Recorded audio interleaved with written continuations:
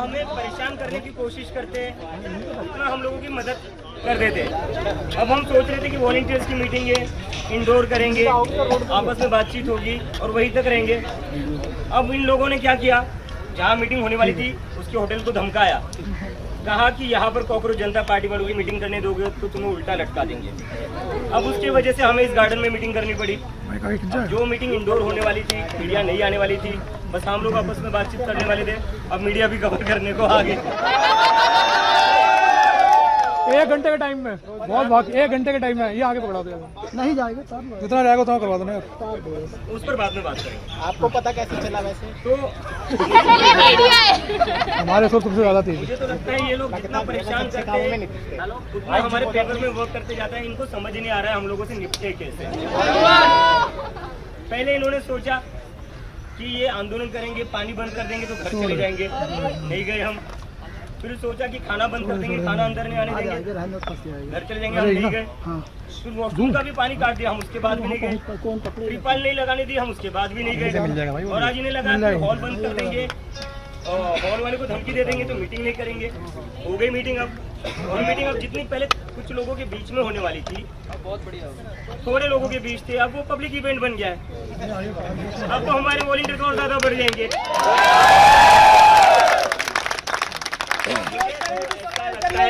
मुझे तो लगता है ये लोग हर जगह जंतर मंतर बनवा कर ही मानेंगे। और जितना आप लोग हमारी आवाज को दबाने की कोशिश करोगे उतनी हमारी आवाज ऊंची होती जाएगी। इन लोगों को समझ में नहीं आता है। इन लोगों को का काम कर रहे हैं। हाँ बिल्कुल। ईवीएम हटाओ, ईवीएम हटाओ भाई, एक एक करके पूछो। यहाँ भाई एक एक करके हाथ तो बोलो, ये इधर हेलो भाई, इधर से हाथ पूरा ब्लॉक हो रहा है, हाथ में चलाओ, ऐसा मुंह से बोल रहा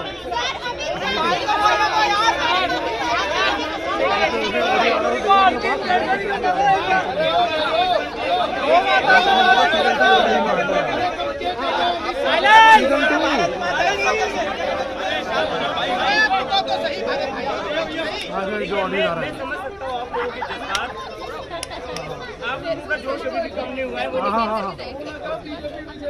अरे 2 मिनट मेरे भाई भाई बैठ जाओ, एक एक करके सवाल पूछो।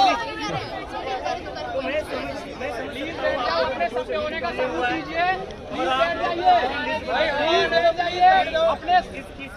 अपने वापस लाइए। लेकिन आज की जो मीटिंग है, अच्छा लोग आ गए सारे? हाँ जी, अभी भी आ रहे हैं प्रदेश के पीछे से, थोड़े बहुत अभी पीछे रह गए दिखे। ये बताइए, बातचीत कर रहे थे, जंतर मंतर याद आ रहा है नहीं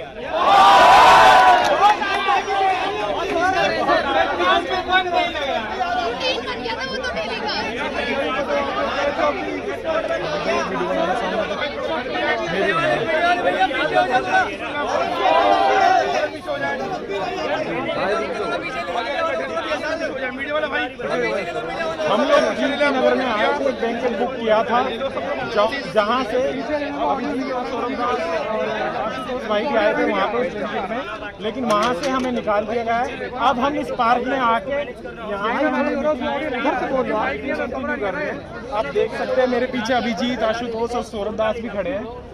तो अभी हम ये मीटिंग यहाँ पे कंटिन्यू कर रहे हैं और यहीं से खत्म करके तब चलेंगे। तो क्या हो गया सर, क्या हो गया? हम भी तो कर रहे हैं, आप कर रहे हो तो आपके लिए स्पेस चाहिए बस। प्रोटेस्ट है, ये सौरभ का प्रोटेस्ट है, रत्ना का प्रोटेस्ट है, ये दीपक भाई का प्रोटेस्ट है या अभिजीत का प्रोटेस्ट है। सब लोगों ने यही सोचा कि ये प्रोटेस्ट होगा और इसीलिए ये सक्सेसफुल हो पाया। हर किसी ने यही सोचा कि ये प्रोटेस्ट मेरा अपना प्रोटेस्ट है और मेरी जिम्मेदारी इस प्रोटेस्ट को सक्सेसफुल करवाना, मेरी जिम्मेदारी इस प्रोटेस्ट में कुछ गलत नहीं होना चाहिए।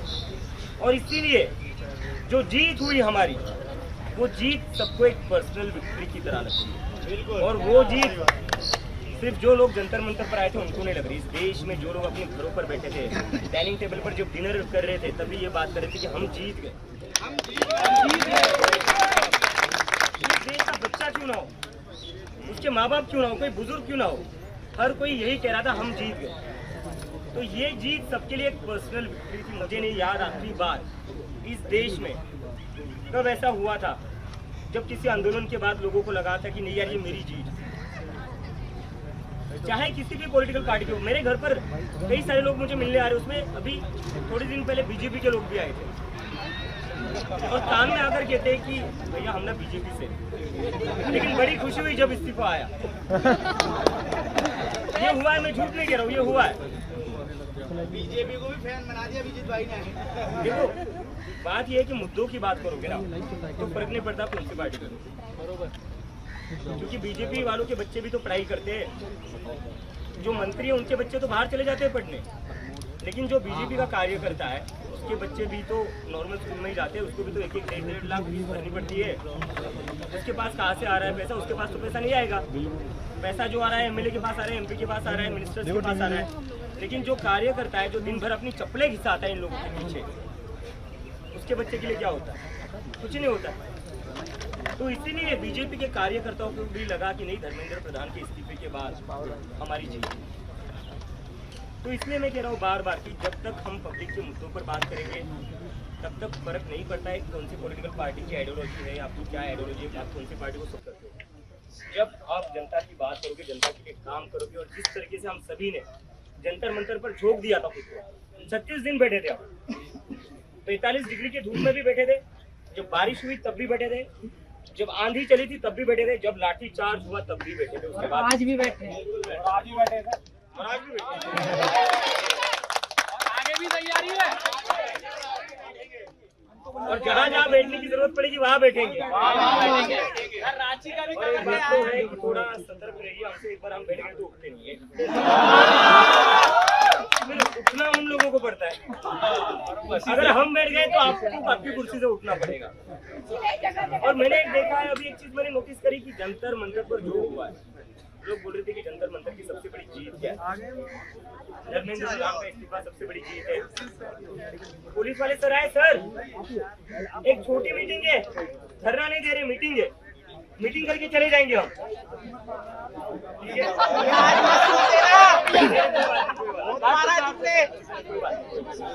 तो कई सारे लोग पूछ रहे कि जंतर मंतर की सबसे बड़ी विक्ट्री क्या है, बहुत सारे लोग पूछ रहे थे जंतर मंतर की विक्ट्री क्या है। कई सारे लोग कह रहे हैं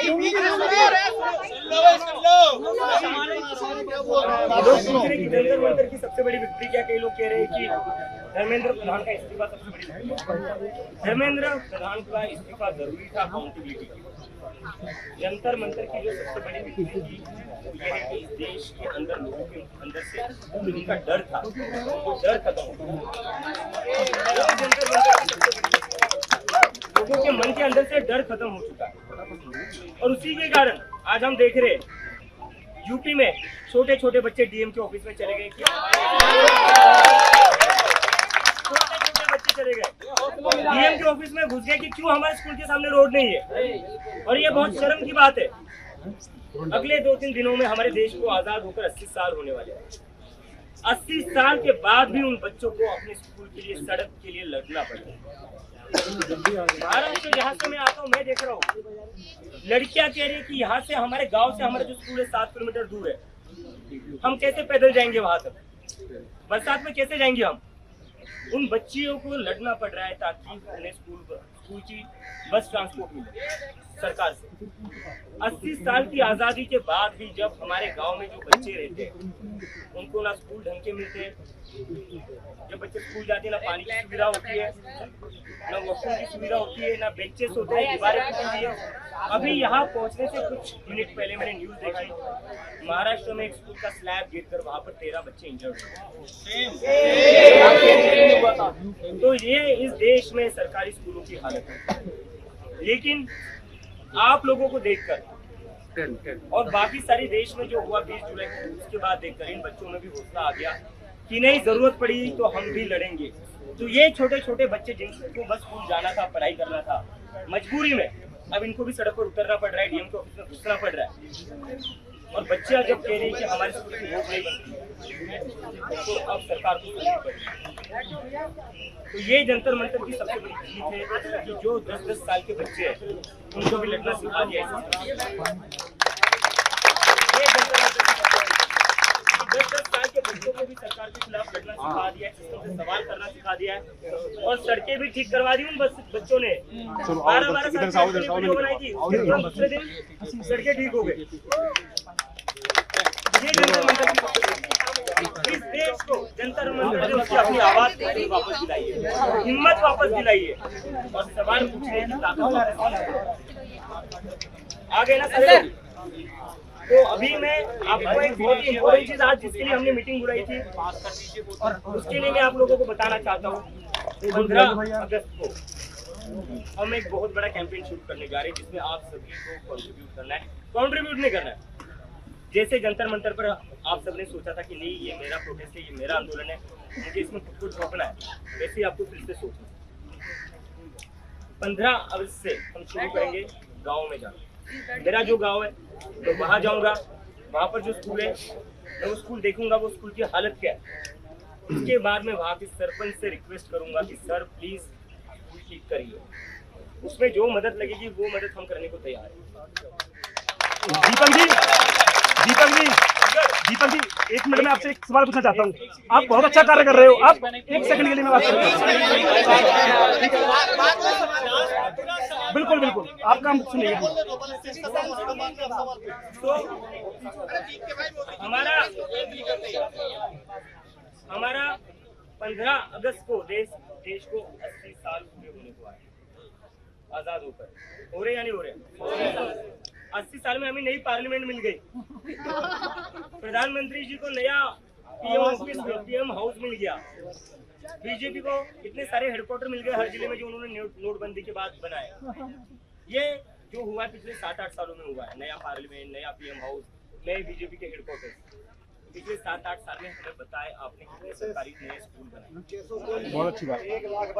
94,000 स्कूल बंद कर दिए गए थे, सरकारी 94,000 सरकारी स्कूल बंद कर दिए गए पिछले 10 सालों में। और उसके साथ साथ जब ये स्कूल आप बंद कर रहे थे तब आप अपने लिए नए हेडक्वार्टर शुरू कर रहे हो, आप नया पार्लियामेंट बना रहे हो। पार्लियामेंट तो अच्छा ही था, पुराना जो भी था। बिल्कुल। क्या दिक्कत है? ऐसी नहीं चल रही थी क्या?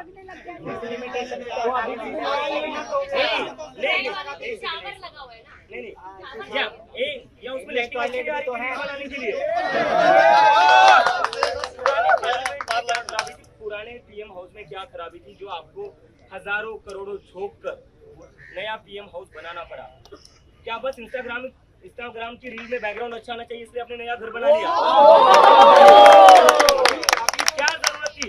इन हजारों करोड़ों में जो आपने नया पीएम हाउस बनाने में लगाए, नई पार्लियामेंट बनाने में लगाए, इसमें देश के हजारों सरकारी किए जा सकते थे। और वो तो बंद कर रहे हैं। बिल्कुल लेकिन नहीं किए।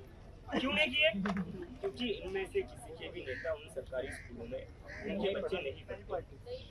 इनके बच्चे वही पढ़ते जहाँ से मैं पढ़कर आया हूँ, बॉस्टन में, कोलंबिया में, न्यूयॉर्क में, लंदन में। इनके बच्चे सरकारी स्कूलों में नहीं जाते। अगर इनके बच्चे सरकारी स्कूलों में जाते ना तो ये हेडक्वार्टर की जगह, पीएम हाउस की जगह सरकारी स्कूल बना। इनके अपने बच्चे नहीं पढ़ते वहां पर। तो 15 अगस्त को हम अपना कैंपेन शुरू करने जा रहे हैं, स्कूल ठीक करो। स्कूल ठीक करो इस कैंपेन का नाम रहेगा। और हम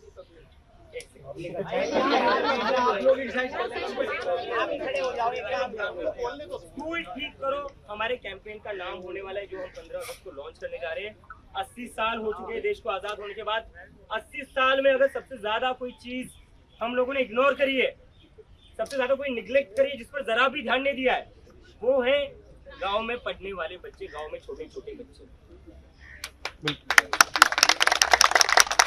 आपने आईआईटी बना दिए, आईएम्स बना दिए। अरे जो किसान का बच्चा है, जो मजदूर का बच्चा है, जब उसकी 10वीं तक की पढ़ाई अच्छी नहीं हो पाती है तो आईआईटी और आईएम्स में कैसे जाएगा? एम्स में कैसे जाएगा? आईएम में कैसे जाएगा? जब तक उसको अच्छी प्राइमरी एजुकेशन नहीं मिलेगी वो कैसे जाएगा? और जब उसके माता पिता महीने के बस 10,000 कमाते हैं, उसमें से वो कैसे जाकर कॉलेज की डिग्री लेगा? तो इसलिए 15 अगस्त के बाद कॉकरोच जनता पार्टी का जो फोकस रहेगा वो इस देश के गांव में रहेगा, गांव में जो बच्चे हैं उन पर रहेगा। क्योंकि हम ऐसा मानते हैं कि इस देश का जो भविष्य है वो बस प्राइवेट स्कूल में पढ़ने वाले बच्चे नहीं है। जो गांव के स्कूलों में बच्चे पढ़ते हैं, जो बच्चे गांव में रहते हैं, वो इस देश का सही मायनों में भविष्य है। और ऐसे ही गांव से बच्चा पढ़कर आया था जिसको हम मिसाइल मैन कहते हैं। अगर हम बच्चों को अपॉर्चुनिटी दे, अगर हम उनके लिए काम करें, अगर हम अपने गांव में बच्चों को सपोर्ट दे, स्कूल ठीक करें, तो एक अब्दुल कलाम ने ऐसे हमें हजार अब्दुल कलाम मिलेंगे। बहुत अच्छी बात, बहुत अच्छी। अब्दुल कलाम जी बने क्योंकि उनमें वो जिद थी, उनमें वो लगन थी जो हर बच्चे में होती है, लेकिन जरूरत होती है सपोर्ट की। उनके फैमिली ने उनको बहुत सपोर्ट किया था, लेकिन हर परिवार अपने बच्चों को ऐसा सपोर्ट नहीं कर सकता, इनकरेज नहीं कर सकता। मैं गांव में जाया करता था जब छोटा हुआ करता था छुट्टियों में, तो मैंने देखा है कि मेरे जितने भी गाँव के दोस्त थे, मैं गाँव में छुट्टियों में खेलने जाया करता था। वो छुट्टियों में क्या करते थे? कंस्ट्रक्शन के काम पर जाते थे, ईंटें बनाने जाते थे। तो ये हालत है।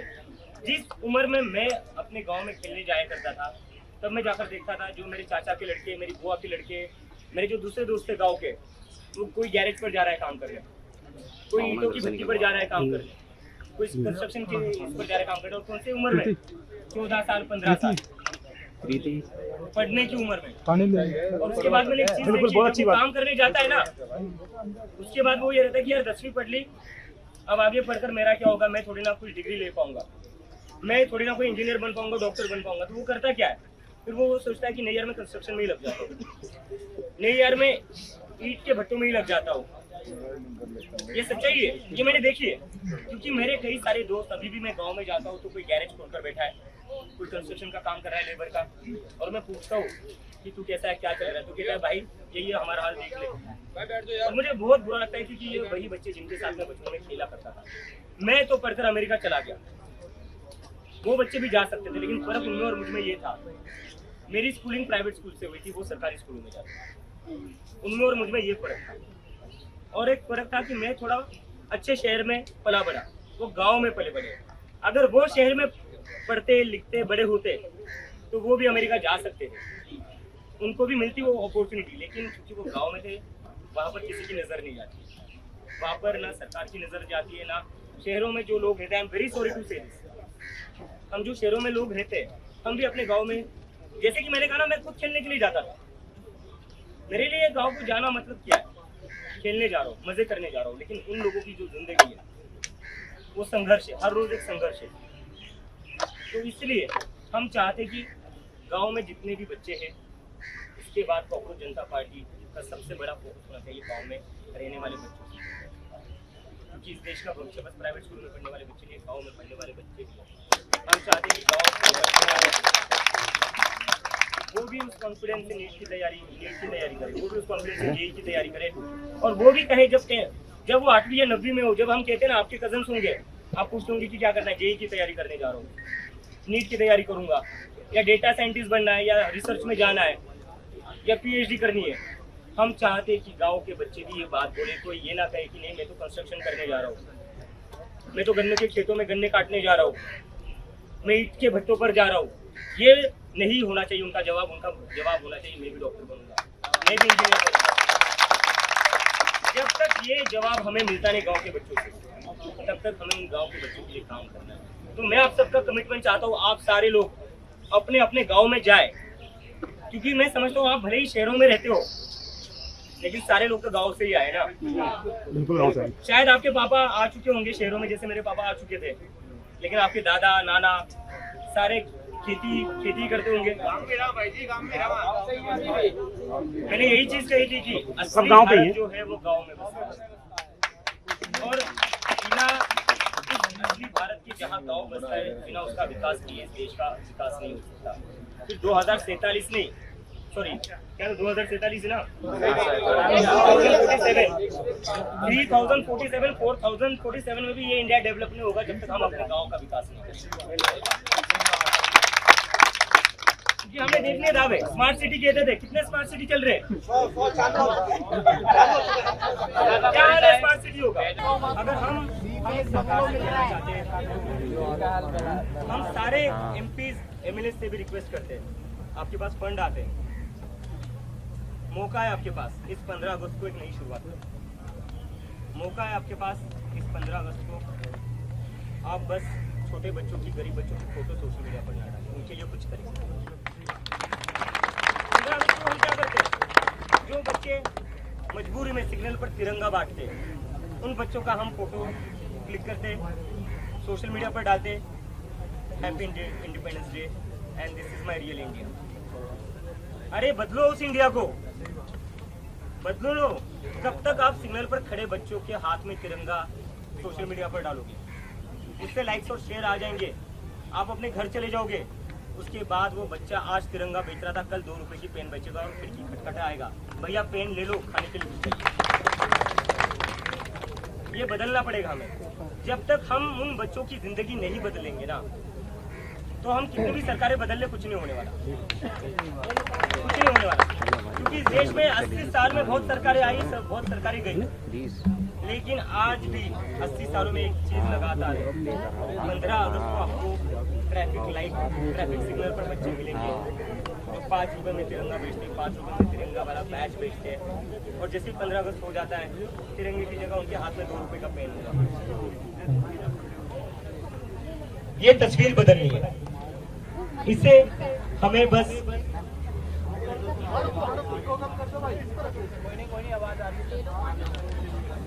कोई दिक्कत नहीं, यहाँ सारे हेलो इको करो, ये तो ठीक है, ऐसे सही है। इसको बंद कर दो सर, ठीक है। 35 दिन बात कर आवाज तो बढ़ गई है। तो देखो दोस्तों, ये एक है कि मैं आपसे रिक्वेस्ट करता हूँ, अब हमारा जो सोशल मीडिया पर अब हम वो बस चीजें नहीं करेंगे जहाँ पर हम गरीब बच्चों की फोटो डालेंगे और बोलेंगे कब बदलेगा हमारा भारत। हमें बोलना है हम बदलेंगे, तो मुझे पूरा यकीन है हम बदल सकते हैं। क्योंकि 12 साल में पहली बार अगर इस सरकार से किसी ने इस्तीफा लिया है, अगर हम ठान लें तो हम भारत बदल सकते हैं।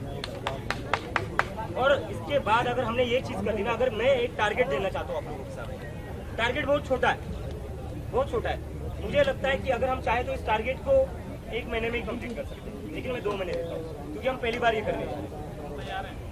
2 महीने में अगर हमने कलेक्टिवली साथ में आकर प्रेशर बना लिया सरकारी स्कूल को ठीक करने का गांव में, अगर हमने ऐसे 100 भी सरकारी स्कूल ठीक कर दिए ना, तो आप देखिए ये कैसे एक चेन रिएक्शन बनेगा। जैसे हमें देखकर जंतर मंतर का प्रोटेस्ट देखकर आज पूरे देश भर में जैन अल्फा प्रोटेस्ट कर रहा है, वैसे अगर हमने 2 महीने के अंदर 100 सरकारी स्कूल ठीक कर दिए गांव में, उसके बाद देखना 10,000 स्कूल ऐसे ठीक हो जाएंगे। शुरुआत करनी चाहिए, एक बार शुरुआत हो गई तो उस शुरुआत को कोई नहीं रोक सकता। और ये एक ऐसी स्कूल है ना, ये एक ऐसी चीज है, गांव के स्कूल एक ऐसी चीज है, मैं आपको दावे के साथ कहता हूँ, बीजेपी के वोटर भी बोलेंगे नहीं यार ये चीज आप करो, बीजेपी के वोटर भी आपका समर्थन, वो भी आपको नहीं। आज हमें मीटिंग करने से इसलिए रोका गया क्योंकि उनको पता नहीं था हम बात क्या करने वाले। अगर उन्हें पता होता हम गाँव में जो सरकारी स्कूल है उनको ठीक करने की बात करने वाले ना, वो हमें रोकते हैं। क्योंकि इस चीज की क्यों किसी को दिक्कत हो सकती है? क्या हम किसी पार्टी का नाम ले रहे हैं यहाँ पर? हम गांव के सरकारी स्कूल ठीक करने की बात कर रहे हैं, तो उसको ठीक करने में किसी को क्या दिक्कत हो सकती है? अगर उसको किसी को ठीक करने में कोई दिक्कत है, जो चीज आप हमारे लिए कहना चाहते हो मैं आपसे कहना चाहता हूँ, फिर आप असली एंटी नेशनल, आप असली एंटी नेशनल। अगर आप चाहते हो इस गाँव में रहने वाले बच्चों को अच्छी शिक्षा ना मिले, तो आप असली एंटी नेशनल। तो आप लोगों के सामने एक टारगेट है, अगले 2 महीने में हमें कुछ भी करके साथ में आना है, स्कूल में जाना है। गांव के जो सरपंच है, गांव के जो लोग हैं, अपने अपने गांव के लोग, पंचायत वालों से रिक्वेस्ट करिए कि प्लीज स्कूल ठीक कर दीजिए, और कोई मना नहीं करेगा, लेकिन प्यार से करवाएं। जहां धरना देना पड़ेगा वहां धरना भी दे देंगे, लेकिन पहले प्यार से बात करेंगे। और उसके बाद बस जाकर नहीं आना, 15 दिन बाद फिर से चक्कर लगाना है काम शुरू हुआ या नहीं हुआ, वो भी देखना है। और उसके 15 दिन बाद देखना है कि काम ठीक से हो रहा है या नहीं हो रहा। और उसके बाद देखना है काम ठीक हुआ तो उसके बाद क्या काम पूरी तरीके से ठीक हुआ, क्या वहाँ पर पानी आ रहा है, क्या वहाँ पर बेंचेस है, क्या वहाँ पर वॉशरूम है, कितना किलोमीटर बच्चों को पैदल चलकर जाना पड़ता है, ये सब हमें चेक करना है। क्योंकि जो गांव में सबसे बड़ी प्रॉब्लम है वो ये है, क्योंकि मैंने भी देखा है, मेरे भी चाचा के जो लड़के थे लड़कियाँ थी, उनको भी पैदल चलकर जाना पड़ता था। क्योंकि मैं जब गांव जाता था तो मैं भी एक बार उनके साथ पैदल चला गया था। पैदल चलने के बाद मैंने देखा उनको स्कूल 5 किलोमीटर दूर था। मैं तो थक गया था, लेकिन वो लोग तो ऐसे जा रहे थे कि जैसे मतलब कोई बड़ी बात ही नहीं है। लेकिन education should not be hardship, getting education should not be A struggle. वो हमारा फंडामेंटल राइट है। जिस तरीके से एजुकेशन मेरा फंडामेंटल राइट था, आप लोगों का फंडामेंटल राइट था, वो जो लड़का लड़की गांव में है उनका भी फंडामेंटल राइट है। डॉक्टर बाबा साहेब अम्बेडकर ने उनको भी अधिकार दिया है, जो दिल्ली, मुंबई, पुणे, बैंगलोर में रहने उनके माँ बाप बड़े ऑफिसर नहीं, उनके माँ बाप IT में काम नहीं करते, उनके माँ बाप प्राइवेट कंपनियों में काम नहीं करते। इसका मतलब ये नहीं कि एजुकेशन उनका फंडामेंटल राइट है। इस देश की शिक्षा पर अगर सबसे ज्यादा किसी का अधिकार है तो गाँव में रहने वालों को होता है। सबसे ज्यादा जो हक मारा जाता है उनका मारा जाता है। तो इस प्रोग्राम में कौन कौन शामिल होने जा रहा है? सबसे पहले हमारे होंगे और पूरी लगन से काम करेंगे।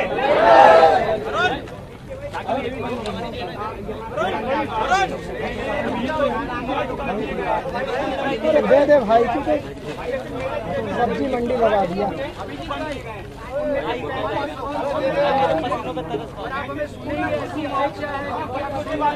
इतना रील में शूट करना पड़ता है कि लेंस में दूसरे जगह घुस जाओ।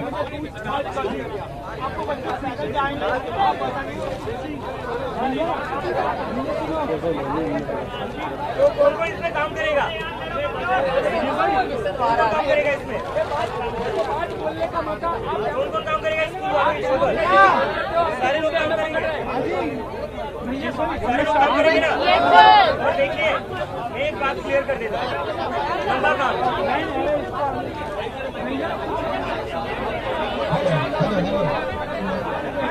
देखिए लंबा काम है। शांति भंग ना करे। अच्छा एक सेकंड सुनो मेरी बात। थोड़ा भाजपा वाले ज्यादा फ्री है इसलिए हमारी मीटिंग में नहीं आएंगे वो लोग।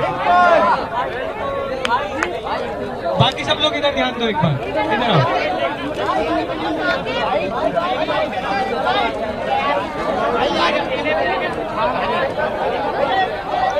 अच्छा सब इधर आ जाओ, अच्छे इधर ले आओ आकाश भाई, ले जाओ, आ जाओ। रिजवान भाई और नहीं क्या पानी बोलो नहीं देंगे भाई, बैठ गया, हो गया तो।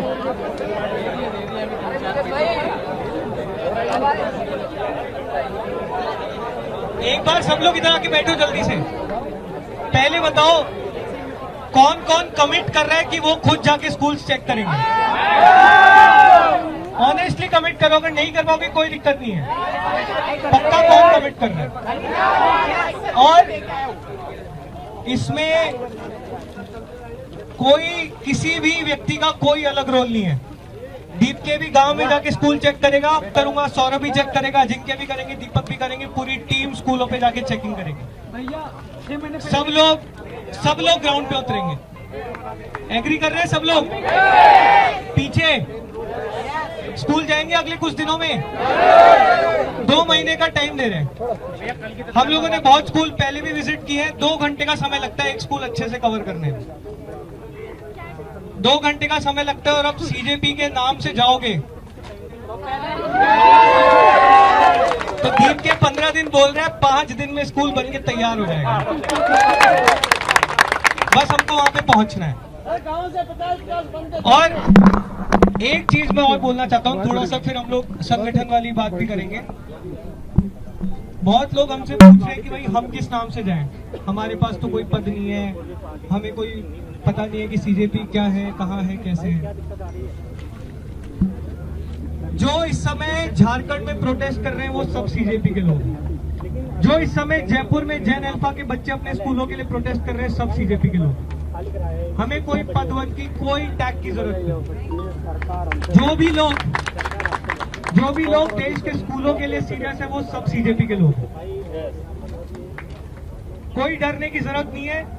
पूरी हमारी लीगल टीम भी तैयार है, रत्ना है यहाँ पर मौजूद। हर स्टेट में हमारी लीगल टीम रेडी हो रही है, हर स्टेट में हमारी लीगल टीम रेडी हो रही है। कोई परेशान नहीं करेगा। हम तो स्कूल ठीक कराने जा रहे हैं। स्कूल ठीक कराने में किसको दिक्कत हो सकती है? फिर भी अगर किसी को दिक्कत हो तो हमारी टीम रेडी है इस बार। इस पर मैं और एक चीज कहना चाहता हूँ।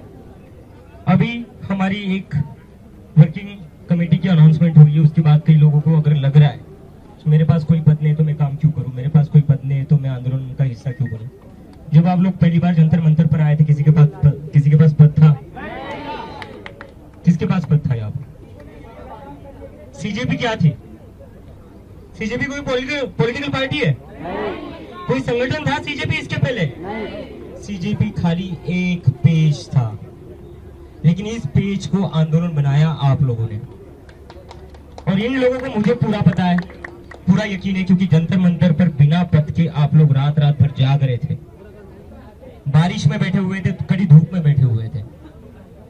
तो वहां पर तो किसी के पास पद नहीं था, फिर भी लोगों ने खुद को झोंक दिया था, देश की सेवा के लिए झोंक दिया था, इस देश की शिक्षा व्यवस्था को बदलने के लिए झोंक दिया था। तो आगे भी हमें इसी जुनून के साथ काम करना है। और टीम एक्सपांड होगी तो सबको उसमें रोल जरूर मिलेगा, रोल जरूर मिलेगा। देखिए बहुत बड़ा आंदोलन बन चुका है, पूरे देश भर में फैलना है।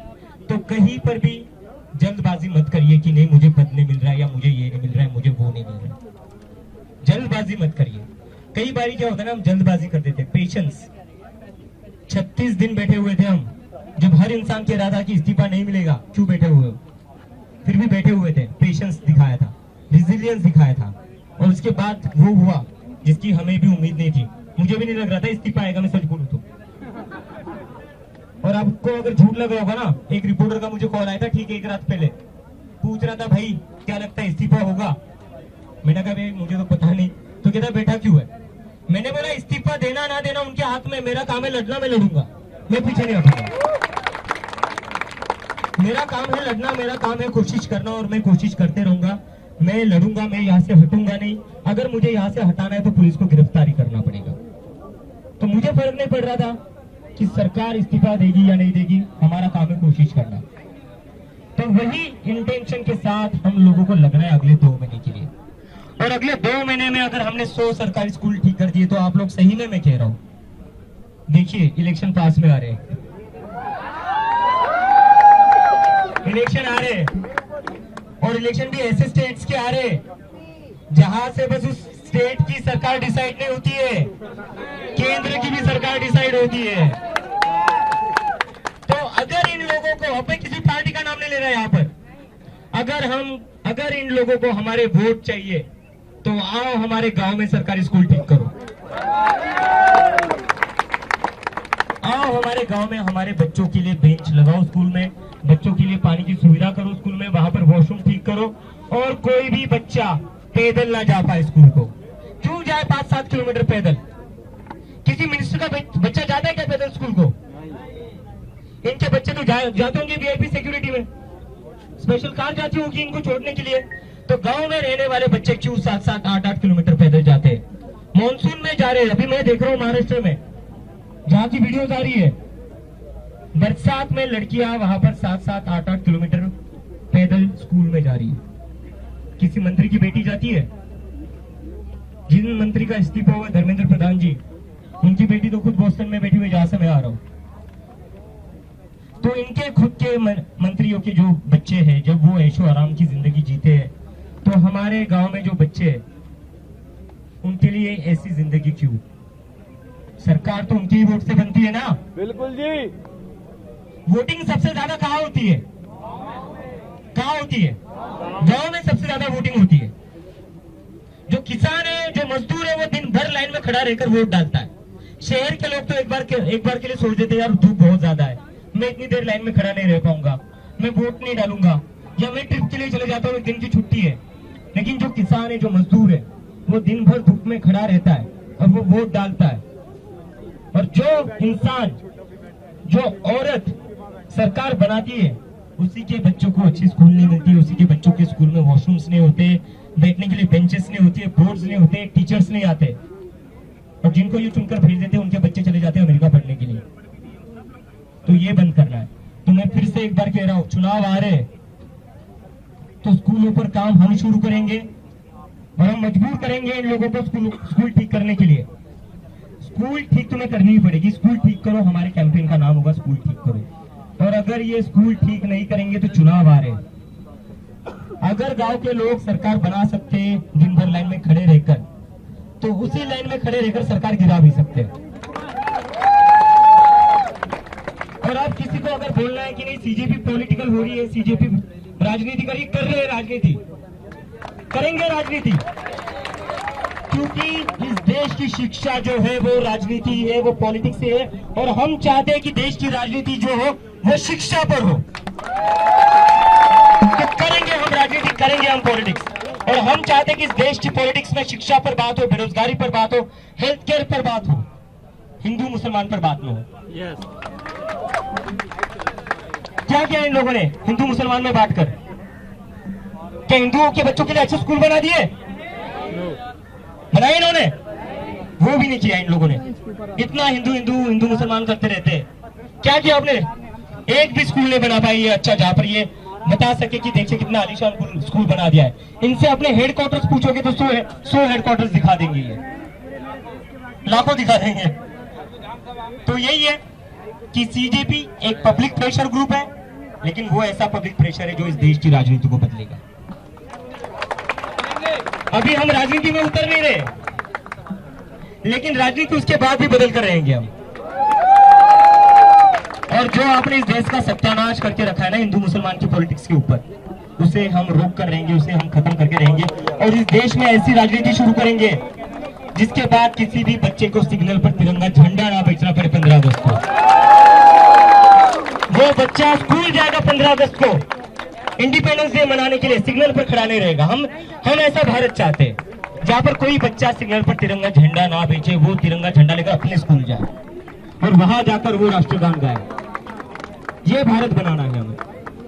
तो इसके लिए हम सभी लोगों को पूरी ताकत के साथ सेल्फलेसली, जैसे हम जंतर मंतर पर लगे हुए थे वैसे ही लग रहा है फिर से 2 महीने के लिए। इसके लिए हम एक फॉर्म भी रिलीज करेंगे। उस फॉर्म में हम आपको एक चेकलिस्ट देंगे कि वहां पर देखिए आप कि क्या क्या फैसिलिटीज उस स्कूल में है, क्या क्या नहीं है। आप वो टिक करिए। ईमेल आईडी रिलीज करेंगे, उस ईमेल आईडी पर आप वो सारे फॉर्म सबमिट करना। और पेरेंट्स, जितने भी पेरेंट्स हैं, मैं आप सभी लोगों से रिक्वेस्ट करता हूँ, खास करके जो गांव में अब मीडिया वाले शूटिंग कर रहे हैं, ये इंडोर होने वाली थी सारी बातें, बट शुक्रिया इन भाजपा वालों का जिन्होंने धमकाया। तो जितने भी माता पिता ये वीडियो देख रहे हैं, मैं आप लोगों से रिक्वेस्ट करता हूँ, आपके बच्चों का भविष्य का सवाल है। मुझे पता है गांव में जो माँ बाप रहते हैं उन्हें खुद कभी पढ़ने लिखने का मौका नहीं मिला है, लेकिन आपके बच्चों के साथ वो ना हो जो आपके साथ हुआ, इसलिए आप सहभाग, भागीदारी बहुत ज्यादा जरूरी है। आपको आना पड़ेगा आगे। आप जाइए आपके बच्चों के स्कूल में, सरकारी स्कूलों में, और देखिए क्या वहाँ पानी मिलता है या नहीं आपके बच्चों को, या उसे पानी पीने के लिए भी स्कूल के बीच में से घर पर आना पड़ता है, खाना खाने के लिए घर पर आना पड़ता है। या कोई लड़की है जो 10-12 साल की है, जिसको अगर वॉशरूम जाना पड़ता है तो क्या घर पर आना पड़ता है उसे? ये नहीं होना चाहिए। देखिए अब ये सारी फैसिलिटीज मिलती है या नहीं, बिजली मिलती है या नहीं, स्कूल में बिजली आती है या नहीं, बेंचेस लगते हैं या नहीं, बोर्ड्स अच्छे हैं या नहीं, लगे हुए हैं या नहीं, ये सारी चीज आप देखिए और बस देखिए मत, शूटिंग कर लीजिए इसकी। और ये सारे वीडियो आप इंस्टाग्राम पर डालिए। एक टाइम हुआ करता था जब मीडिया ये सारी चीजें कवर नहीं करती थी, लेकिन मैं पिछले कुछ दिनों से देख रहा हूँ जो बच्चे अपनी वीडियो शूट करके इंस्टाग्राम पर डाल रहे हैं ना, ये सारे बड़े बड़े मीडिया वाले अपने चैनल्स पर चला रहे हैं। और बाद में क्या कह रहे हैं? हमारी खबर का इम्पैक्ट। अरे तुम्हारी खबर का इम्पैक्ट है ये? तुम्हारी खबर का इम्पैक्ट होता तो तुम चले जाते ना जमीन पर। उन बच्चों की वीडियो आप इंस्टाग्राम से डाउनलोड करके कह रहे हो हमारी खबर का इम्पैक्ट। तो यही होगा, जब सरकार जनता की आवाज नहीं बनेगी तो जनता अपनी आवाज खुद रखेगी, और उसके लिए वो अब मीडिया की मोहताज नहीं है। उसके लिए उनके पास अपना मोबाइल फोन है, उस मोबाइल फोन पर कैमरा है, वो अपनी बात रखेगी।